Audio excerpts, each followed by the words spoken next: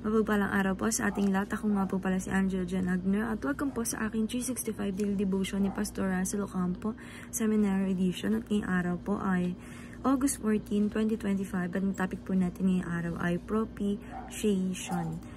Lord, galit ka pa ba? And yung scripture po natin ngayong araw is John chapter 3 verse 36.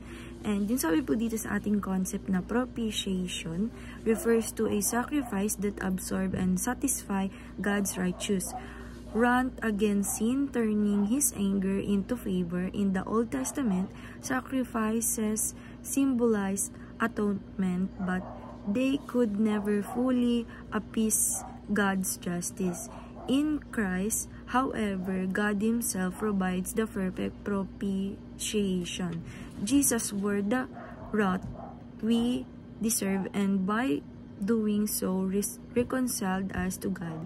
This act flows entirely from God's grace. His love moved Him to satisfy His justice through the cross. Propitiation guards both God's holiness and His mercy, providing that salvation is both costly and secure.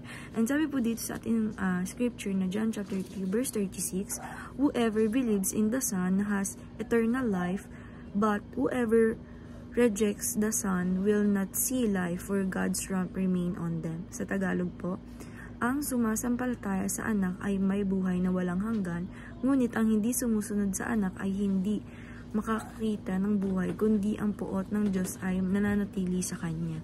And yung teaching number 1 po natin, sabi dito na God is both righteous and loving. Sabi po dito na talagang ating Panginoong Diyos ay talagang makikita natin na talagang siya ay righteous. Siya ay mapagmahal din. And teaching number 2, God's problem is justification. Sabi po dito na yung mga problema po ng ating Panginoong Diyos is talagang problem na ito ay nadja-justify talaga. And teaching number 3, God's solution is propitiation. Sabi naman po dito na yung solution talaga ng ating Panginoong Diyos para sa atin is like propitiation na nagre-refer sa sacrifice na nag-absorb and nasasatisfy yung God's righteous against sin.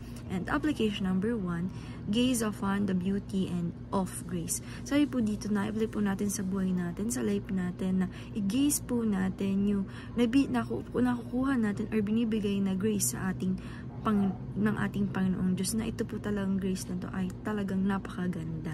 And application number 2, go and sin no more. Sabi po dito na apply po natin sa life natin na tayo po ay maging freedom, na tayo po ay naglilingkod talaga kay God, na wino-worship natin siya at nagsusunod tayo, umu-obey tayo sa Kanya, na alisin natin yung mga sin na nagagawa natin sa life natin. Sabi nga po, go and sin no more. And application number 3, give your all to Jesus. Sabi naman po dito na apply po natin sa life natin na ibigay po natin lahat ng life natin dito sa lupa ngayon sa ating Panginoong Hesukristo, sa anak niya.